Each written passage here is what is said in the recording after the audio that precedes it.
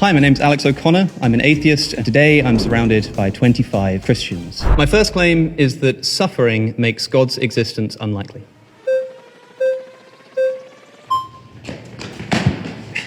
Good work. Hey, Alex, how's it going? How's it going? Nice to meet you. Sage. Why don't you just begin? Why does suffering or evil make God's existence unlikely? I think when confronted with two hypotheses, so atheism, naturalism, or theism, we should ask what we expect would occur under either hypothesis. And then we look at the world and we see what does actually occur. And what do we find? We find, I think most relevant here, a system of natural selection, the mechanism by which God apparently chose to bring animals and ultimately human beings into existence. A system which is defined by suffering. Survival of the fittest is the same thing as the death and suffering and destruction of the unfit. I'm told that the very mechanism that God chose to bring about the human species as the ultimate end of his creation was one that is imbued with suffering, such that 99.9% of all the species, let alone animals, that have ever existed on planet Earth have been brutally wiped from existence into extinction. And I think that that's less likely on theism. If you assume atheism or materialism, not only do you explain this, you also come to expect it. What is your, I guess, epistemology? How do you know that this is the case, that it's less likely, and that, an atheist worldview, a naturalistic worldview would look like the way it is today? Of course we don't know, but that's why I use the phraseology of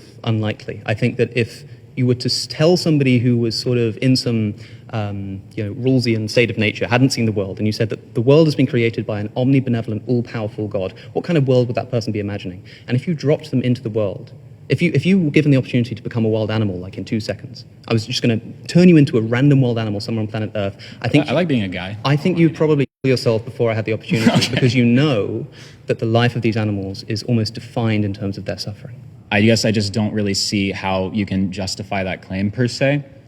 What I would say is that if we actually take into account the holistic view of the scriptures, which I do think that you have to do, we see that it's actually much more coherent once you acknowledge that evil itself doesn't have ontology. Evil's not a thing. You don't look under a rock and say, there's the evil, right? And so I'm not really talking about evil here, because that's, of course, a moral term. I'm talking about suffering. Can you distinctualize suffering and evil? So evil is a moral term. Evil means that something is bad, it's immoral. You need to have a moral ontology for that. Suffering is just any experience that's not wanted when experienced, right? And so even if you don't have a moral objectivism, you can still say that suffering exists. So here's a question. A deer gets its leg caught under the branch of a tree that's fallen over in the wild, and it starves to death in confused agony. Why does God oversee this? And why does God set the natural world up such that events like this occur? Well, because the ultimate view here is that... Okay, pause. Nice to meet you.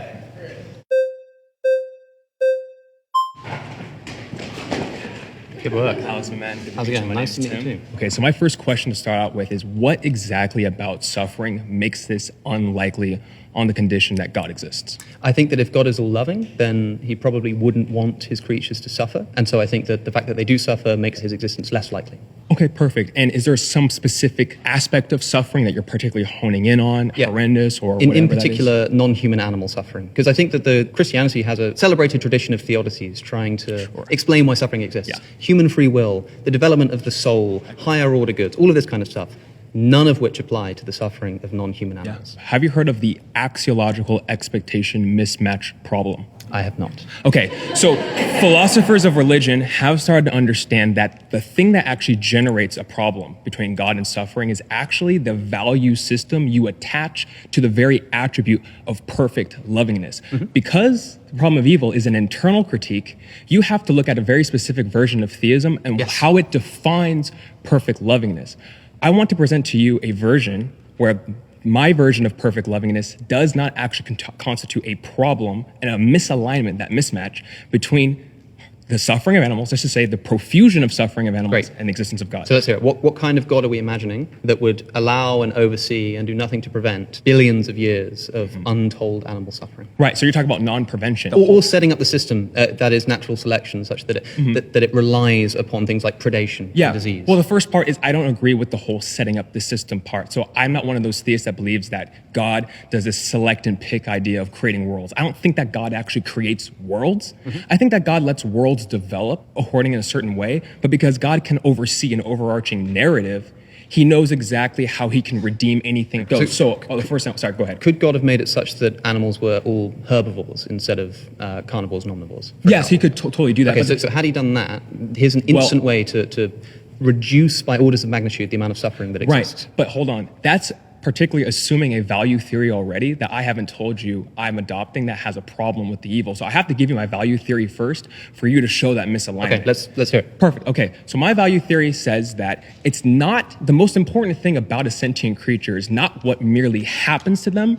It's about the total timeline of their life and how and where their life permanently ends. Meaning, if you were to judge an author of a narrative and the first few chapters, let's say, there's a lot of bad things happening, but the end ends with this crescendo where there's victoriousness, there's redemption, there's beauty, and everyone in the story actually endorses their entire existence that they lived. They can look at their they can look at their total timeline, and they actually each subjectively come to the conclusion, I'm glad I was made, and I totally see what my suffering was for. That's the particular I'm using with. So we have to judge, like John Hicks says, we have to judge the very nature of God's lovingness by what he does in the end, not these few time slices that we observe right now. For you to show that there's a problem, you have to show to me that the suffering of animals cannot be transformed, are intrinsically cut off from being transformed into a life that they will endorse. There's a couple of theses on the table. Okay. But sure, go ahead. Okay, so are you talking about the end of their life is in their end of life on earth, or are you talking about the afterlife? I'm antemortem, postmortem. Okay, because if you're just talking about life on earth, then I would say that if you had an author writing a book and a character, if we were trying to figure out the relationship between that author and the person in the book, and that person in the book shows up for 5 seconds in the first chapter and is a child who almost immediately dies of cancer in an incredibly painful way, and there's no development, there's no sort of bringing back to life and suddenly everyone's grateful for it. It is just this miserable, tragic experience. And I ask, well, what did the author not want to do for the story of the book, but want to do for that character? Yes. I think it would be pretty damning. And also, when it comes to animals, we're talking about animals who are predated on from the moment that they begin existence. Absolutely. They sort of have disease. Zebras, when they're killed by lions, are often too big to be killed instantly. So they die over minutes with their windpipes caught in the jaws of a lion. How can this be developing a zebra, which, by the way, probably doesn't even have the same kind of first-person conscious experience that humans do in order to sort of rationalize and abstract and learn from their sort of past and morally develop in that way? They just suffer. And what kind of God could oversee this?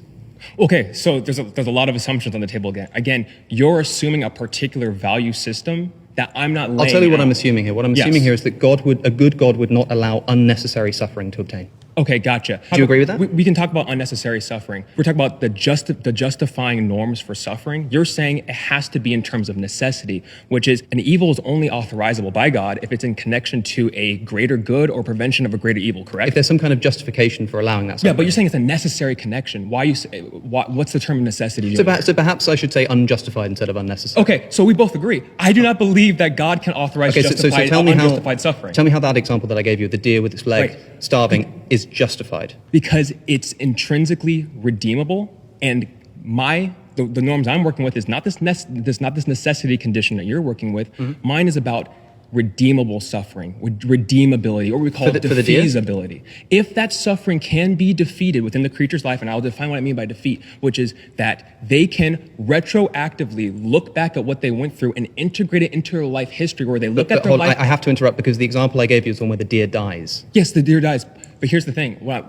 You're probably talking about this post-mortem example. Sure. I'm going to put one thesis on the table. There's two philosophers that defend exactly what this goes through.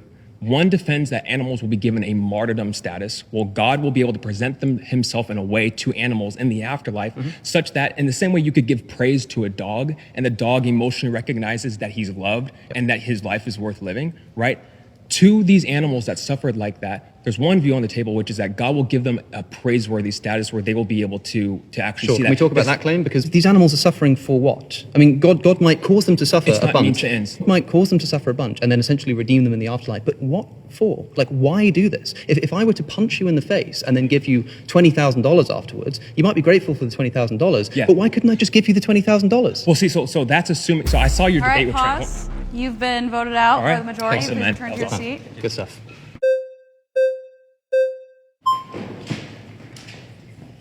Hello. Hey, nice to meet you. How are you? Good.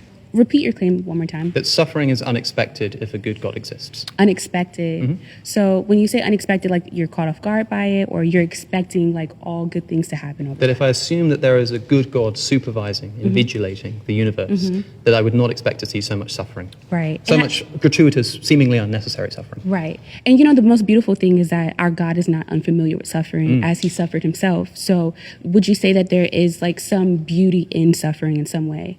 I would say that there can be sort of poetically, you can look at suffering and think that's a beautiful story, but I don't think that the person suffering, especially if they die as a direct result, might think that. Also, I think that if I knew someone whose child died of leukemia and suffered for it, Right. and I went to them and said, but hey, there's some beauty in the suffering, isn't there? I think I'd be kicked out of the funeral. Right. Well, I would say like the same thing for a woman giving birth, right? It's suffering, like it sucks, it hurts. Sure. But imagine you could have the giving birth without the pain of giving birth. Right. Would you prefer that? Of course, you would prefer that. So then if God can bring about the good stuff without the bad stuff, Right. then there's no reason to bring about the bad stuff. Right. So what we have to show is why the bad stuff is necessary to bring about the good stuff. Otherwise, it's not justified. Right. Well, could you say that the result of why we suffer is because of fall of man? I would say not, because I don't believe in the fall of man. Right, true. But I also don't think that explains non-human animal suffering. The big thing that I want to keep pressing is that the theodicies that we talk about, free will, fall of man, all of this kind of stuff, Right. I don't think applies to that deer with its leg caught under the branch that's dying in confused agony.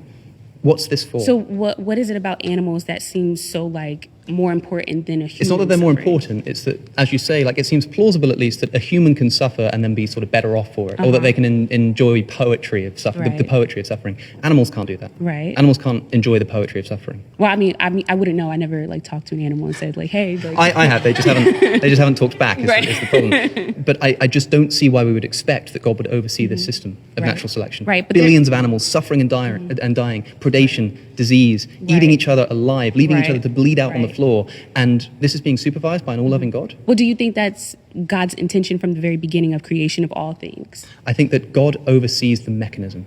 God could have made it, for example, Right. one example that I've already given is that God could have made animals herbivores, which just eliminates the problem of predation. I mean, there are some animals that are. There are, but he could have made more of them. He could have made all animals Right. herbivores, thereby eliminating the suffering of predation. So is the issue Predation with them eating each other? That's one issue. That's one way that God could have sort of, I think, quite trivially reduced the amount of suffering. David Attenborough once said of his documentaries, people who complain that we put too much violence in the documentaries should see what we leave in the cutting room floor. The animal world is just filled with unimaginable suffering. Just predation is But there's is also cute unimaginable. things about like, otters holding hands so they That's don't true. swim away. But All could you right, have that guys, without pause, the suffering? pause, That's the pause. question. Thanks so much. Thank you. Good fun. My next assertion is that Jesus never claimed to be God.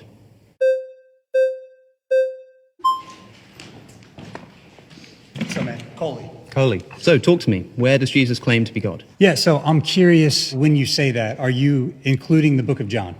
So, I think that the book of John is probably the least historically reliable in this case. So, I'm talking about the historical Jesus. Yeah. I do think that there are a number of instances where Jesus appears to claim to be God in John's gospel. Okay. But even if we think that he actually said that, I still think that there's reason to believe that he wasn't claiming to be God in the sense of being identical with Yahweh. When you talk about the historical Jesus, what else do you pull from other than the Gospels of things that he might have I said? think that he might have said we only really have the Gospels, but Okay. there are multiple sources within the Gospels. What do you date it at? Around 70 AD, Okay, yeah. I sort of go with the scholarly consensus. And so you have also a bunch of sources, the unique sources to Matthew and Luke. Yeah.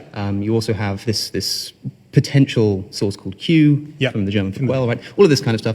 John comes in the latest. Sure. And so when we're trying to figure out what the historical Jesus actually said, if we've got multiple sources all claiming that he said the same thing, then I think we have good reason to think that he actually said that. Okay. Claims like, before Abraham was, I am, I and the Father are one, anyone who's seen me has seen the Father, only appear in the Gospel of John, not in any of our other sources, which I think makes them less historically reliable. Well, I like the claim. I got to come at it a little bit different approach because I think that the gospel writers are claiming that Jesus is God. Sure. So let's just go with Mark. As Mark starts, he talks about John the Baptist preparing the way for the Lord. Right? What is your response for that? Because ensuing Jesus comes. I've no problem saying that Mark is intending to portray Jesus as God.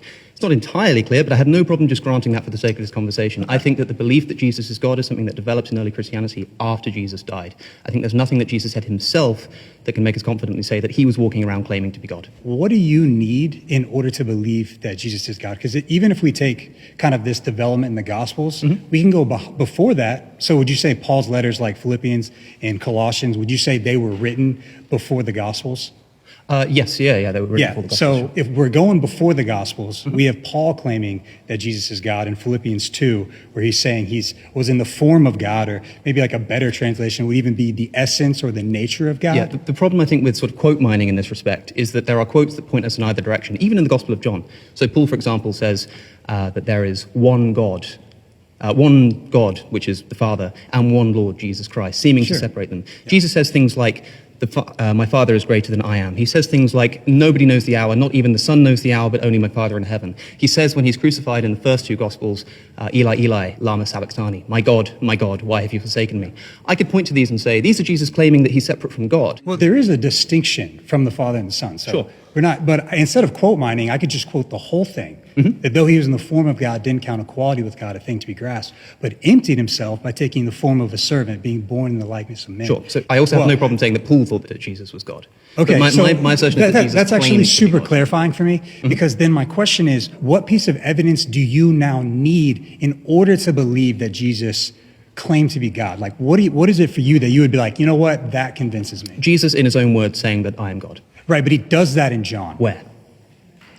Before Abraham was, I am. Sure, so before Abraham was, I am. For a start, as I've said, it only appears in the Gospel of John. We don't know if the historical But he at least Jesus said it once, and the claim is that he never did. If he actually said that, if he was going around claiming to be God in explicit terms, that's a great... Why is it that none of the other Gospel writers thought it was a relevant detail to mention? It's difficult to now deal with it because you are acknowledging... Okay, pause. I'm so sorry. Oh, no, that's voted great. out by Hey, the majority. Great to meet you too. Hey, how's it Alex, it is great to meet you. I've been Nice a fan of yours for a long time, even though I'm a believer. Thank you so much. So, that means all the more. You claim that this was a later tradition that developed. Is that correct? Yeah, I think so. Okay, when would you say that tradition developed? Probably fairly early on. I mean, the writings of Paul are decades after Jesus' death. Okay, so do we have a better source for knowing what Jesus actually claimed than the Gospels? No, we don't. Okay, so if the Gospels are indeed the best source for understanding who Jesus was, do those Gospels portray him as a divine person? Well, like I say, I think that there's only one gospel that unambiguously portrays Jesus as himself claiming to be divine, and that's the Gospel of John, which is the latest and most theologically motivated of all of the Gospels. Even then, the claims that we're talking about, things like, before Abraham was, I am, the Greek term there is ego eimi. One chapter later, in John chapter 9, Jesus heals a blind man, and the blind man goes back, and people say, were you not the man who was born blind? And what does he say? Ego eimi, I am. It's also just a way of identifying yourself and saying, it's me. I would want to know then, in the Synoptic Gospels, yes, are they claiming that Jesus is just a mere man? I think that it's debatable what the Synoptic authors are doing, but I'm happy to grant that the Synoptic authors were trying to portray Jesus as God and thought that Jesus was God. So, no so that saying means all four Gospel writers were intending to portray Jesus as God. That may be the case, yeah. Okay. Now, in the first century Hebrew culture, do you worship anyone other than God? Depends what you mean by worship. So the Greek word for worship used in the New Testament is, I don't know how to pronounce it, proskynene or proskunine, something like that, which typically in the Hebrew is translated in the Septuagint to that word, proskynene. In the Hebrew is a word which just means something like bow down before. So for example, the same word is used when Jacob bows down before Esau. The same word is used when Joseph's brothers bow down before him when he's the governor of Egypt. The same word is used for King David, for example, in multiple books of the Bible. But in the Synoptic Gospels, is Jesus portrayed as being worshipped? I think at some points, yes. So, for example, at the end of John's Gospel with Doubting Thomas, at the beginning in the birth narratives, of course, I think the birth narratives were forged in later additions to the New Testament. I want to focus entirely on the Synoptic Gospels, because those seem to be the one that you think are the most shaky on this. In the Synoptic Gospels, is the charge of blasphemy given against Jesus? Yes. Absolutely, right? Yes, yeah. Can you be given the charge of blasphemy merely for claiming to be the Messiah? Well, let's find out. In the book of Acts, St. Stephen has a vision before the Pharisees. What vision does he have? He looks up before the Pharisees and he says, I can see God and I can see Jesus sat at the right hand of God. Separating Jesus and God, what do the Pharisees do? They stone him to death for blasphemy. So we know that you didn't have to claim that Jesus was identical to God in order to be stoned for blasphemy. How about judging the entire world? Is that something that a human would do? I suppose it'd have to be a very special kind of human. I understand that you think that only God can judge, sure. So do the Synoptic Gospels portray Jesus as the one who is going to judge the world? I think that may be true. The Synoptic Gospels may portray him as being that. What I'm asking for is, in Jesus' own words, or indeed in his own actions, claiming to be God. For example, a moment ago you said that he was stoned for blasphemy. Can he be stoned for blasphemy for doing something other than claiming to be God? In the book of Acts, St. Stephen is stoned for exactly that. So do you agree that that, at least, isn't an indication that Jesus is claiming to be God? I don't know that they necessarily were stoning him for that exact thing. I don't know the exact context of that. With that in mind, the divine birth of Jesus is another factor that's in all the Synoptic Gospels. In those Gospels, Jesus is born of a Virgin Mary and the Holy Spirit. It's only in 2 of the Synoptic Gospels, and in Luke's, at least, is probably a later edition. It wasn't in the original version of Luke. Regardless, is Jesus' birth portrayed as a normal human birth? No, not at all. In all of the Synoptics. So if he's not a man... Only 2 of them. Well, that's fine. If he's not a man in these Gospels, then what is he? Well, again, I'm happy to say that the Synoptic authors were portraying Jesus as God, especially whoever added the birth narrative to Luke after the fact. I've got no problem with that. You just don't trust those Gospels? No, in the same way that I don't trust the legendary account surrounding the birth of Alexander the Great. Okay. I don't think that he was God either. Is there a better, more reliable source for the historical Jesus than the Gospels? No.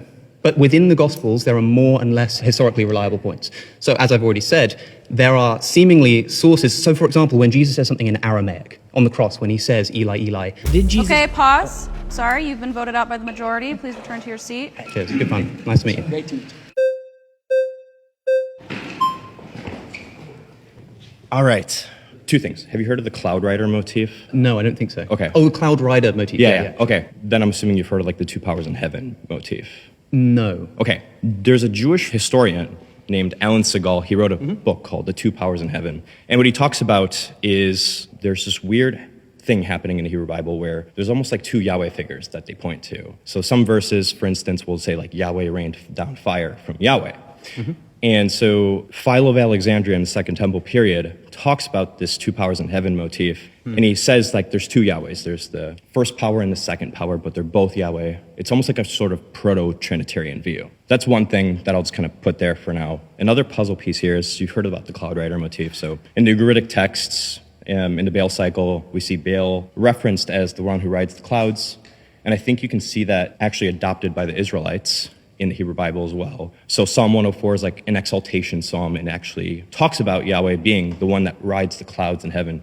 He is the king. I see that as kind of a polemic of calling Yahweh the king over Baal. Are we on the same page there? Sure. Okay. In Daniel 7, you'll see a messianic passage there about how God will come down, and you'll see the Son of Man come, riding in the clouds of heaven, and his kingdom will be an everlasting kingdom. Do you think Daniel thought that the Son of Man was going to be God, since he says that he's riding on a cloud? This is a really interesting point. I don't think that he did, because he was a Jewish writer. I lean on saying yes, but I don't know if I can say that with think like absolute certainty. The Is that prophet fair? Daniel was expecting the Messiah to be God. I think so. Or sorry, but the Son of Man to be God. who is that's a motif only applied to God. So you have this cloud rider motif and the human. By the way, I do think that there are multiple things which people, even in Jesus' time, thought only God could do.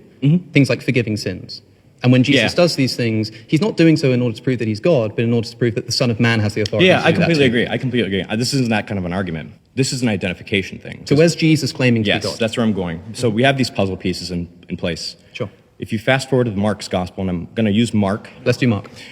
Jesus before Caiaphas in Mark's gospel, Caiaphas asks him, "Who are you?"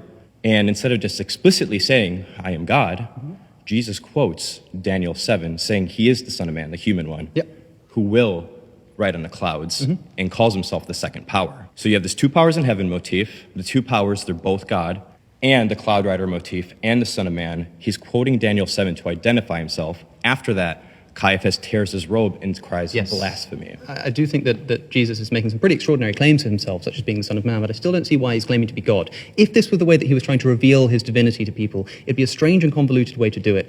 Psalm 82 also talks about God presiding over a council of gods, saying, "You shall be called gods." I think there's a mistake here. And Jesus quotes that psalm when he's referring to his relationship with the Father I understand what you're in saying. the Gospel of The John. issue is So even if in the Old Testament you have these two sort of hypotheses, lesser though, gods, right? Jesus is only your claiming to be that. hypothesis, right? That this is not a Christological implication, and I have mine. And I get where you're saying, where you're coming from, but to the ancient author, how obvious would this be? So the best we have here is Jesus claiming to be the Son of Man, and that might indicate that he might be God. Yeah, but we don't predicate our hypotheses on the evidence we wish we did have. We go off the evidence that we do have. That's right, and I don't think that there's any point at which Jesus says, So you're saying "I am that God." this is not All evidence. right, guys, that's time. Evidence, but not good enough. Hey, so nice to meet you. Sorry we haven't got more time. I wish we could.